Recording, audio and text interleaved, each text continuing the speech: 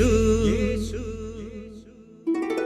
ആരിലും വലിയവൻ വലിയവൻ യേശു യേശു ആരിലും വലിയവൻ വലിയവൻ ആരിലും വലിയവൻ വലിയവൻ സൗഖ്യദായകൻ പാപമോചകൻ സൗഖ്യദായകൻ പാപമോചകൻ യേശുവേകരക്ഷകൻ യേശുവേകരക്ഷകൻ കരുണാമയൻ സ്നേഹഗായകൻ കരുണാമയൻ സ്നേഹഗായകൻ.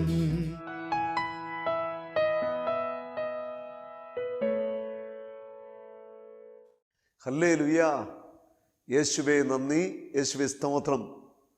പിതാവേ, അങ്ങയുടെ പുത്രനായ യേശു ക്രിസ്തുവിൻ്റെ പീഡാസഹനത്തിൻ്റെ യോഗ്യതയിൽ, യേശു തിരുശരീരത്തെ ഏറ്റുവാങ്ങിയ തിരുമുറിവിൻ്റെ ആ യോഗ്യതയിൽ, യേശുവിൻ്റെ തിരുരക്തത്തിൻ്റെ ശക്തിയിൽ എല്ലാ ബന്ധനങ്ങളെയും തകർത്ത് ഞങ്ങളെ വിടുവിക്കണമേ. ഒരു പുതിയ അഭിഷേകം ഞങ്ങൾക്ക് നൽകണമേ. കർത്താവേ, കരുണയോടെ ഞങ്ങളുടെ മേൽ കരം വയ്ക്കണമേ. എല്ലാവരെയും ശുശ്രൂഷയിലേക്ക് വലിയ സ്നേഹത്തോടെ സ്വാഗതം ചെയ്യുന്നു. കർത്താവേ, ഈ വചന ശുശ്രൂഷയിൽ പങ്കെടുക്കുന്ന എല്ലാവരെയും അങ്ങ് തുടരണമേ. വചനം അയച്ചുകൊണ്ട് വിനാശത്തിൽ നിന്ന് വിടുവിക്കണമേ.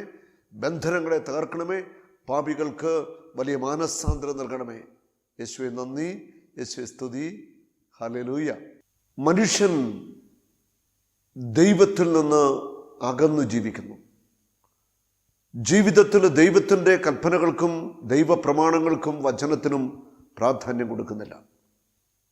ലോകത്തിൻ്റെ സുഖങ്ങളും പാപത്തിൻ്റെ സുഖങ്ങളും അനുഭവിക്കാനുള്ള ആ തീവ്രമായ ആഗ്രഹത്തിൽ ലോകത്തിൻ്റെ നേട്ടങ്ങൾക്ക് വേണ്ടി ദൈവത്തെ മറുതലിച്ചുകൊണ്ട് മനുഷ്യൻ പരക്കം പായുക. നമ്മുടെ നോമ്പിൻ്റെ ദിവസങ്ങളിലൂടെ കടന്നു പോകുമ്പോൾ നമ്മൾ ചെയ്യേണ്ടത്, ദൈവം നമ്മളിൽ നിന്ന് ആവശ്യപ്പെടുന്നത് പ്രധാനമായിട്ടും നമ്മുടെ ഓരോരുത്തരുടെയും ആഴമായ മാനസാന്തരമാണ്. നമ്മുടെ മനസ്സിൻ്റെയും ആത്മാവിൻ്റെയും വിശുദ്ധീകരണം. ജഡത്തെ കീഴ്പ്പെടുത്തി ഒരു വിശുദ്ധമായ ജീവൻ നയിക്കുക. ഹൃദയ തലങ്ങളിൽ വലിയൊരു പരിവർത്തനം ഉണ്ടാവുക. ജെറമ്യ പ്രവാചകന്റെ പുസ്തകത്തിൽ 3-ാം അധ്യായത്തിൻ്റെ 14-ാം വചനം പറയുന്നു, അവിശ്വസ്തരായ മക്കളെ തിരിച്ചു വരുവിൻ, ഞാൻ മാത്രമാണ് നിങ്ങളുടെ നാഥൻ. അവിശ്വസ്തരായ മക്കളെ തിരിച്ചു വരുവിൻ, ഞാൻ മാത്രമാണ് നിങ്ങളുടെ നാഥൻ. ഞാനാണ് നിങ്ങളുടെ നാഥൻ, നിങ്ങളുടെ പരിപാലകൻ, നിങ്ങളുടെ രക്ഷകൻ. അവിശ്വസ്തത ഉപേക്ഷിച്ച് നിങ്ങൾ തിരിച്ചു വരിക. ഒരു നഗരത്തിൽ നിന്ന് ഒരു നായകനെയും ഒരു കുടുംബത്തിൽ നിന്ന് 2 പേരെയും തിരഞ്ഞെടുത്ത് ഞാൻ നിങ്ങളെ സിയോനിലേക്ക് കൊണ്ടുവരും. കർത്താവ് വിളിച്ചിരുന്നു. ഓരോ കുടുംബങ്ങളിലും സംഭവിക്കേണ്ടത്, ഓരോ വ്യക്തികളിലും സംഭവിക്കേണ്ടത് വലിയ ഒരു മാനസാന്തരമാണ്. ഹൃദയ തലങ്ങളിലുള്ള വലിയ ഒരു പരിവർത്തനം. പാപത്തിൻ്റെ വഴികൾ വിട്ട് പുണ്യം ചെയ്യാനുള്ള വലിയ ഒരു ദാഹത്തോടെയുള്ള മടങ്ങിവരവ്. അശുദ്ധിയുടെ വഴികളെ ഉപേക്ഷിച്ച് വിശുദ്ധിയിലേക്ക് തിരിച്ചു വരാനുള്ള വലിയൊരു തീരുമാനം നാം ഓരോരുത്തരും എടുക്കണം. ജെറമ്യ 3-ാം അധ്യായത്തിൻ്റെ 12-ാം വചനം പറയുന്നു, കർത്താവ് അരുളിച്ചെയ്യുന്നു, അവിശ്വസ്തയായ ഇസ്രായേലേ തിരിച്ചു വരിക, ഞാൻ നിന്നോട് കോപിക്കുകയില്ല, ഞാൻ കാരുണ്യവാനാണ്, ഞാൻ എന്നേക്കും കോപിക്കുകയില്ല. ദൈവത്തിൻ്റെ മക്കളെ തിരിച്ചു വരിക, ഞാൻ നിങ്ങളോട് എന്നേക്കുമായിട്ട് കോപിക്കത്തില്ല. ഞാൻ നിങ്ങളുടെ പാപങ്ങൾ ക്ഷമിക്കുവാൻ തയ്യാറാ. നിങ്ങളുടെ അപരാധങ്ങളും അകൃത്യങ്ങളും മായ്ച്ചു കളയുവാൻ തയ്യാറാ. കർത്താവായ യേശു നിങ്ങളെ ഓരോരുത്തരെയും മാനസാന്തരത്തിലേക്ക് വിളിക്കുകയാണ്. പാപത്തിൻ്റെ വഴികളെ വിട്ട് പുണ്യത്തിൻ്റെ, വിശുദ്ധിയുടെ, സ്നേഹത്തിൻ്റെ, എളിമയുടെ വഴിയിലേക്ക് നിങ്ങൾ മടങ്ങി വരണം. കർത്താവ് നിങ്ങളിൽ നിന്ന് ആവശ്യപ്പെടുന്നത് അതാണ്. ഞാൻ ഓർക്കുന്നു, അനേക വർഷങ്ങൾക്ക് മുമ്പ് ധ്യാനത്തിൽ പങ്കെടുത്ത ഒരു മകൻ മദ്യപാനത്തിന് അടിമ, കുടുംബത്തില് ഭാര്യയുമായിട്ട് ഒത്തിരിയേറെ അസ്വസ്ഥതകള്, സ്വന്തം പിതാവുമായിട്ട് കലഹം, അങ്ങനെ ഒത്തിരിയേറെ അശുദ്ധിയിലും ജീവിച്ച മനുഷ്യൻ, മദ്യവിൽപ്പനയും ഒക്കെയായിട്ട് ജീവിച്ചൊരു മനുഷ്യനാണ്. ആദ്യമായിട്ടൊരു ധ്യാനത്തിന് പങ്കെടുത്തു. ഒറ്റ ധ്യാനം, ദൈവത്തിൻ്റെ ശക്തമായ ഇടപെടല് ജീവിതത്തിൽ ഉണ്ടാവുകയാണ്.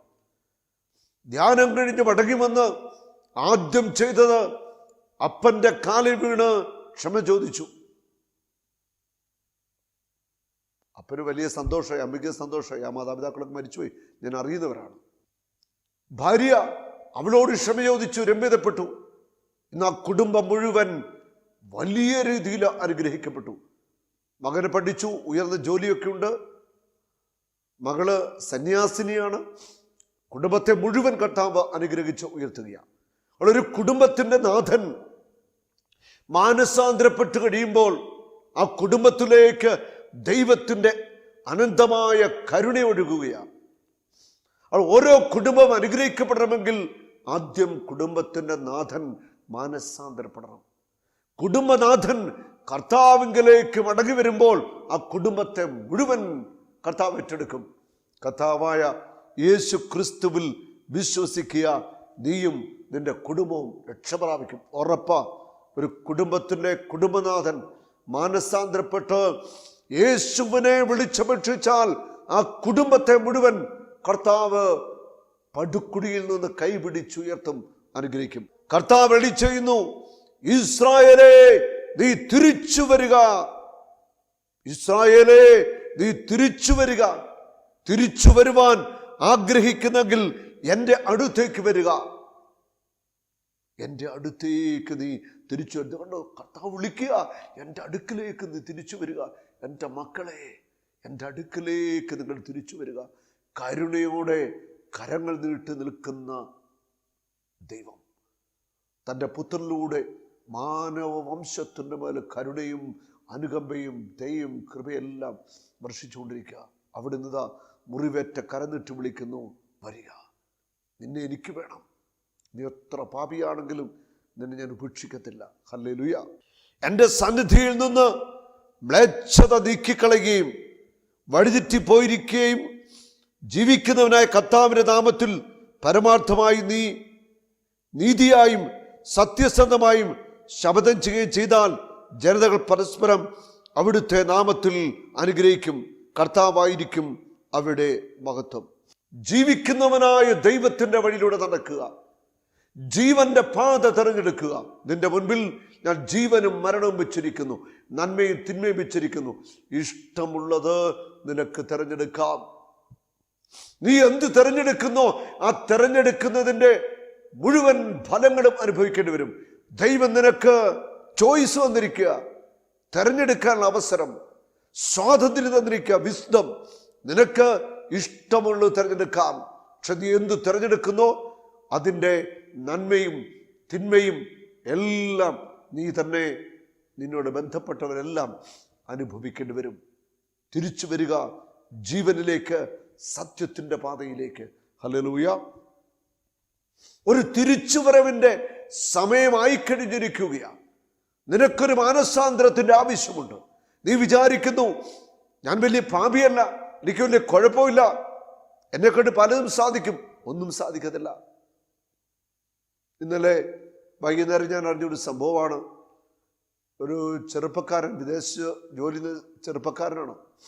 നിലച്ചിരിക്കാത്ത സമയത്ത് നാട്ടിലേക്ക് വരാനായിട്ടൊക്കെ ഇങ്ങനെ ടിക്കറ്റൊക്കെ എടുത്ത് കാത്തിരിക്കുമ്പോൾ ഒരു ഹാർട്ട് അറ്റാക്ക് ഉണ്ടായി, ആൾ മരിക്കുക. വളരെ ചെറിയ പ്രായം.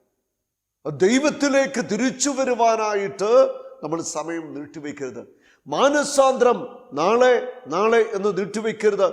മാനസാന്തരം ഇന്നാണ്. രക്ഷയുടെ ദിവസം ഇന്നാണെന്ന് വചനം പറയുന്നു. രക്ഷ ഇന്നാ, ഇപ്പോഴാ. നാളത്തേക്ക് മാറ്റിവെക്കാൻ നീ തയ്യാറാവരുത്.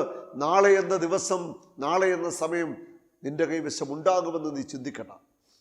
ഇന്നത്തെ ഈ ദിവസം അത് കർത്താവ് നിനക്ക് അനുവദിച്ചിരിക്കുന്ന സമയമാണ്. ഹല്ലേലൂയ.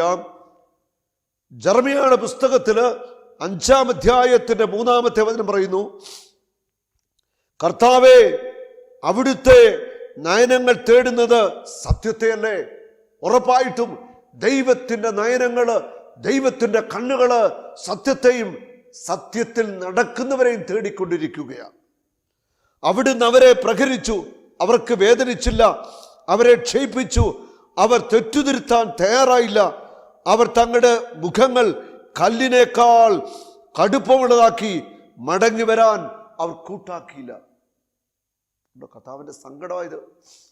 ജീവിതത്തില് കഷ്ടതകളും ദുരിതങ്ങളും തകർച്ചകളും ഒക്കെ ഉണ്ടായി, എന്നിട്ടും അവർ തിരിച്ചു വരാൻ തയ്യാറായില്ല. അവർ നെറ്റി കടുപ്പമുള്ളതാക്കി, ഹൃദയം കടുപ്പമുള്ളതാക്കി മാറ്റുകയാണ്.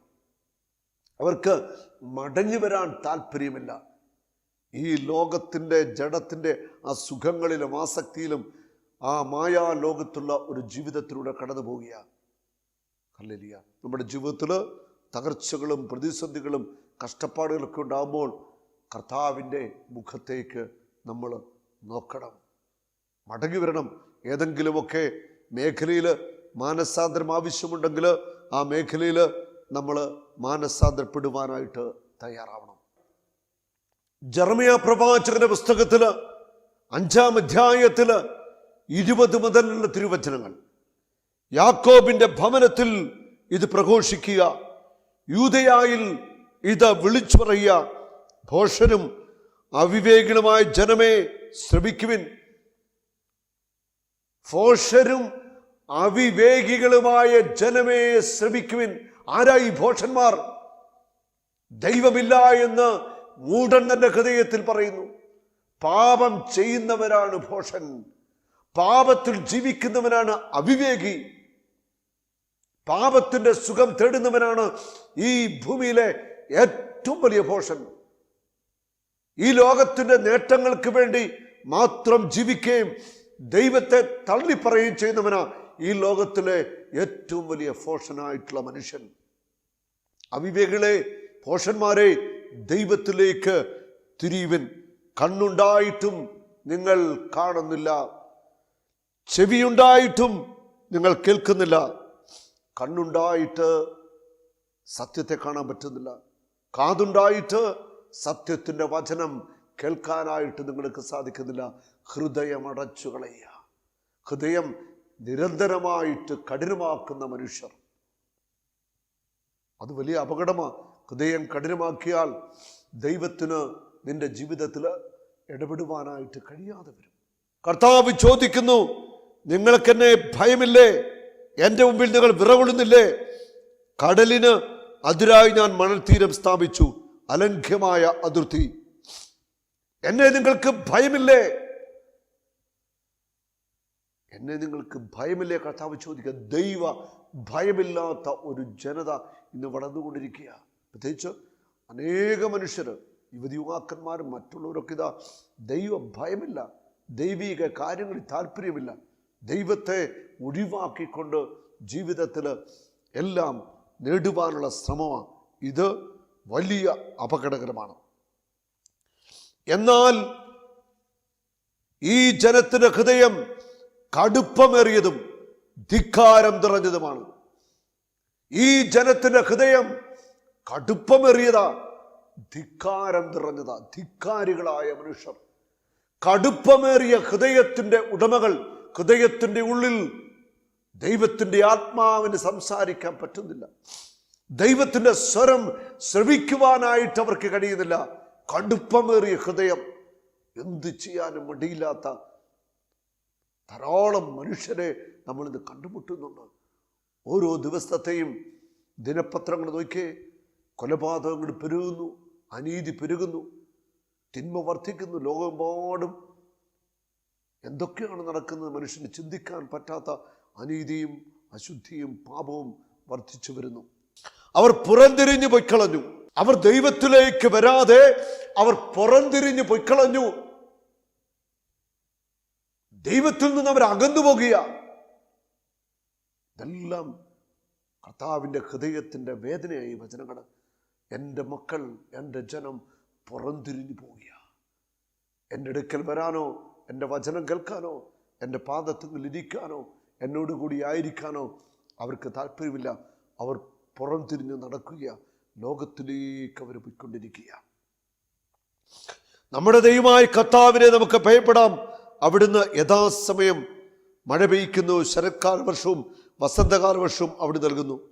വിളവെടുപ്പിനുള്ള ആഴ്ചകൾ തെറ്റാതെ നമുക്ക് നിയോഗിച്ചു തരുന്നുവെന്ന് അവർ കരുതിയില്ല. നമുക്കവിടുന്ന് മഴ തരുന്നു, വേര് തരുന്നു, വെള്ളം തരുന്നു, അനുഗ്രഹം തരുന്നു. എന്തെല്ലാം നന്മകളാണ് ദൈവം നമ്മുടെയൊക്കെ ജീവിതത്തിൽ, നമ്മുടെ കുടുംബത്തിൽ വർഷിച്ചിരിക്കുന്നത്.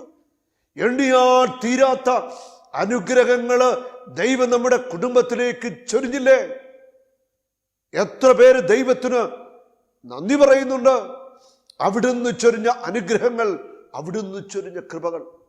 എൻ്റെ ടീമിലുള്ള ഒരു സഹോദരൻ നന്നായിട്ട് പ്രാർത്ഥിക്കുന്ന വ്യക്തിയാണ്. അദ്ദേഹത്തിൻ്റെ മകൻ വിവാഹം കഴിഞ്ഞിട്ട് 8 വർഷമായി. വലിയ സങ്കടത്തിലാണ്. ഞാൻ നമ്മുടെ ധ്യാനം കൂടി ഒരു 3 മാസം മുൻപ് അവർക്ക് വേണ്ടി പ്രാർത്ഥിക്കുമ്പോൾ കർത്താവ് ശക്തമായ ഒരു സന്ദേശം തരികയാണ്. അവർക്ക് കുഞ്ഞുങ്ങളെ കൊടുക്കുന്നു. ദൈവത്തിൻ്റെ വലിയ അനുഗ്രഹമാണ്.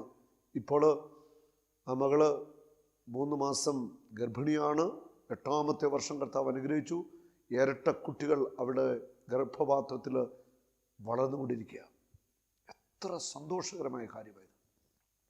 കർത്താവ് അനുഗ്രഹിക്കുന്നവനാ, കർത്താവ് കരുണ കാണിക്കുന്നവനാ. ഭക്ഷിക്കത്തില്ല അവിടുന്ന്. നിന്റെ കണ്ണുനീർ പ്രാർത്ഥനകൾക്ക് മറുപടിയുണ്ട്. കാരണം നിന്റെ കണ്ണുനീർ അവിടുന്ന് കുപ്പിയിൽ ശേഖരിച്ചിട്ടുണ്ട്. നിന്റെ ഹൃദയത്തിൻ്റെ നൊമ്പരങ്ങൾ, നിശ്വാസങ്ങൾ ദൈവത്തിൻ്റെ തിരുമുമ്പിലുണ്ട്. ഒരിക്കലും അവിടുന്ന് ഉപേക്ഷിക്കത്തില്ല, ഒരിക്കലും തള്ളിക്കളയത്തില്ല. ഹല്ലേലൂയ.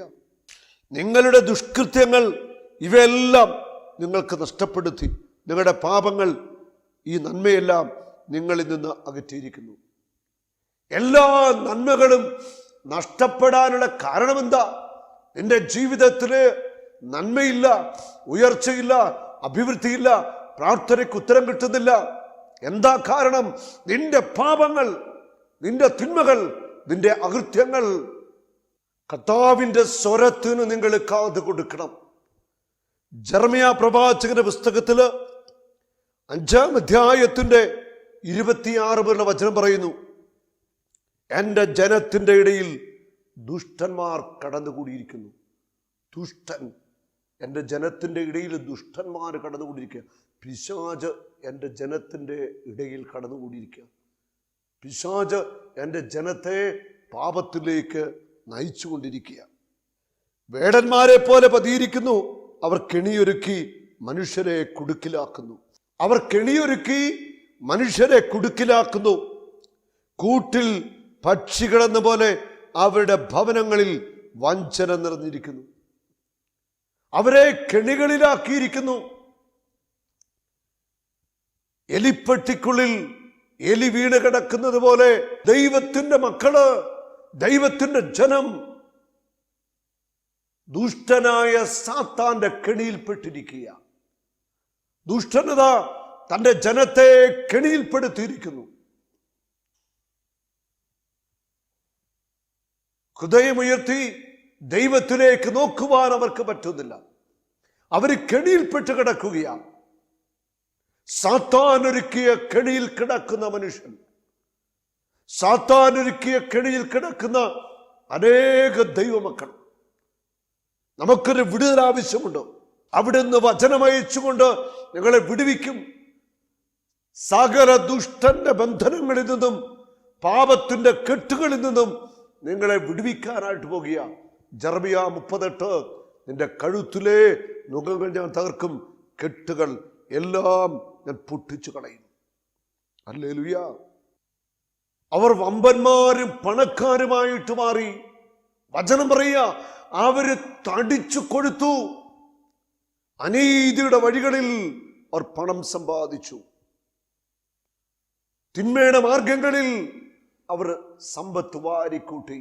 അവർ തടിച്ചു കൊടുത്തു, നന്നായിട്ട് ഭക്ഷിച്ചു, മദ്യം കഴിച്ചു, ജഡസുഖങ്ങളൊക്കെ അനുഭവിച്ച് അങ്ങനെ നന്നായിട്ട് തടിച്ചു കൊടുത്ത് സമ്പന്നന്മാരായിട്ട് ജീവിക്കുന്നവർ. ഹേ മനുഷ്യ, നീ ദൈവത്തിലേക്ക് തിരിച്ചു വരണം. കർത്താവ് നിന്നെ വിളിക്കുന്നു.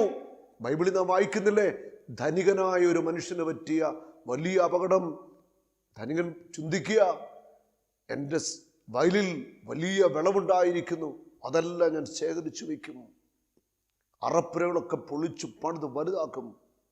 കർത്താവ് ചോദിക്കുന്നു, ഈ രാത്രി നിന്റെ ജീവനെ ഞാൻ എടുക്കും. ഇതൊക്കെ ആരുടേതായിരിക്കും? നമ്മൾ വിഡ്ഢികളെ പോലെ ജീവിക്കരുത്. വമ്പന്മാരായവര്, പണക്കൊഴുപ്പുള്ളവര്, തടിച്ചു കൊഴുത്തവര്, അനീതി ചെയ്തവര്, തിന്മയിൽ മുഴുകി ജീവിക്കുന്നവര്, ഓർക്കുക, ദൈവത്തിലേക്ക് തിരിയുക. അവിശ്വസ്തരായ മക്കളെ, ദൈവത്തിലേക്ക് മടങ്ങി വരിക. മടങ്ങി വരാനുള്ള സമയമായിരിക്കുന്നു. നിനക്ക് മടങ്ങി വരാനുള്ള സമയമായിരിക്കുന്നു. ദൈവം ഒരുക്കുന്ന അവസരമായത്. തിരിച്ചു വരിക, തിരിച്ചു വരിക. ഒന്ന് പശ്ചാത്തപിക്കുവാൻ, ദൈവസന്നിധിയുടെ ഹൃദയത്തെ ഒന്ന് തുറന്നു വയ്ക്കുവാൻ, നിന്റെ ഹൃദയത്തിന് യേശുവിനൊരു ഇടം കൊടുക്കുവാൻ നീ തയ്യാറാവണം. അവർ തടിച്ചു കൊടുത്തു. അവിടെ ദുഷ്ടതയ്ക്ക് അതിരില്ല. അവിടെ വിധികൾ നീതിയുക്തമല്ല. അനാഥർക്ക് വേണ്ടി അവർ നിലകൊള്ളുന്നില്ല. ദരിദ്രരെ അവർ പീഡിപ്പിക്കുന്നു, വിധവകളെ അവഗണിക്കുന്നു. അവര് അനീതി പ്രവർത്തിക്കുക, ദരിദ്രരോട് കരുണ കാണിക്കുന്നില്ല, വിധവകളെ പീഡിപ്പിക്കുന്നു. അനീതിയുടെ ജീവിതം, സഹോദരങ്ങളെ ദ്രോഹിക്കുന്ന, പീഡിപ്പിക്കുന്ന നിലപാടിൽ അവർ ജീവിക്കുന്നു. ഈ പ്രവൃത്തികൾക്ക് അവരെ ഞാൻ ശിക്ഷിക്കേണ്ടതല്ലേ? ഇത്തരം ഒരു ജനതയോട് ഞാൻ പ്രതികാരം ചെയ്യേണ്ടതല്ലേ? ഈ ഒരു ജനതയോട് ഞാൻ പ്രതികാരം ചെയ്യണ്ടേ? ഇവരെ ഞാൻ ശിക്ഷിക്കണ്ടേ? ദൈവം ചോദിക്കുക. ചോദ്യമായത് ഇല്ല. അവിടുന്ന് ഒരിക്കലും തൻ്റെ മക്കളെ ശിക്ഷിക്കുവാൻ ആഗ്രഹിക്കുന്നില്ല. ദൈവം ശിക്ഷിക്കുന്നവനല്ല, അവിടുന്ന് കരുണയാണ്. നമ്മൾ എന്തൊക്കെ അകൃത്യങ്ങൾ ചെയ്തിട്ടുണ്ടെങ്കിലും നമ്മുടെ പാപങ്ങൾക്ക് തക്കവണ്ണം നമ്മോട് പ്രതികാരം ചെയ്യത്തില്ല. പാപങ്ങൾ ക്ഷമിക്കും. തൻ്റെ പുത്രനെ തന്നത് അതിനുവേണ്ടിയാ, നമ്മുടെ പാപങ്ങൾക്ക് പരിഹാരം ചെയ്യാൻ വേണ്ടിയാ. ആ ദൈവത്തിൻ്റെ സ്നേഹത്തിലേക്കും കരുണയിലേക്കും നമുക്ക് തിരിച്ചു വരാം. ഈശോയുടെ ആ തിരുമുറിവുകളിലേക്കൊന്ന് നോക്കുക. ഇത് നൊയമ്പിൻ്റെ ദിവസങ്ങളാണ്. നമുക്ക് അനുതപിക്കാം, കണ്ണുനീരൊഴുക്കാം. കഴിഞ്ഞകാല ജീവിതത്തിൽ ചെയ്തു കൂട്ടിയ തിന്മകൾ, നമ്മുടെ കുടുംബാംഗങ്ങൾ ചെയ്ത പാപങ്ങൾ, ലോകം മുഴുവൻ ചെയ്തു കൂട്ടുന്ന അകൃത്യങ്ങളെ ഓർത്ത് വേദനയോടെ ദൈവസന്നിധിയിൽ നമുക്ക് കരുണയ്ക്ക് വേണ്ടി പ്രാർത്ഥിക്കാം. ഒരിക്കലും കർത്താവ് നിന്നെ ഉപേക്ഷിക്കത്തില്ല. അത്രയധികമായിട്ട് കർത്താവ് നിന്നോട് കരുണ കാണിക്കാൻ ആഗ്രഹിക്കുന്നു. കർത്താവായ യേശു നിന്നെ സ്നേഹിക്കുന്നു. നീ അവൻ്റെ രക്തത്താൽ വീണ്ടെടുക്കപ്പെട്ടവനാണ്. യേശുവിൻ്റെ ഹൃദയത്തിൽ നിനക്കിടമുണ്ട്, ഉറപ്പാണ്, നിനക്കിടമുണ്ട്. ഒരിക്കലും അവൻ തള്ളിക്കളയത്തില്ല. അവൻ വിളിക്കുന്നു, എൻ്റെ മക്കളെ തിരിച്ചു വരിക, തിരിച്ചു വരിക. പത്രോസ് പരിശുദ്ധാത്മാവിൽ നിറഞ്ഞ് അഗ്നിയിൽ സ്നാനമേറ്റിട്ടുള്ള ആദ്യത്തെ പ്രസംഗം അപ്പസ്തോലപ്രവൃത്തി 2:38 ഇങ്ങനെയാണ് പറയുന്നത്: ജനപദങ്ങളെ പശ്ചാത്തപിക്കുവിൻ, തിരിച്ചു വരിക. ജനം മുഴുവനിതാ ഹൃദയം നുറുങ്ങി കരയുക. പശ്ചാത്തപിക്കാം, ദൈവസന്നിധിയിൽ കണ്ണുനീരൊഴുക്കാം. നിന്നെയും നിന്റെ കുടുംബത്തെയും കർത്താവ് വിടുവിക്കും, അനുഗ്രഹിച്ചു ഉയർത്തും. കർത്താവ് നിങ്ങളെ എല്ലാവരും സമർത്ഥമായി അനുഗ്രഹിക്കട്ടെ. ആമേൻ. യേശുവേ യേശുവേ നീ മാത്രം ഉന്നതൻ. യേശുവേ യേശുവേ നീ മാത്രം രക്ഷകൻ.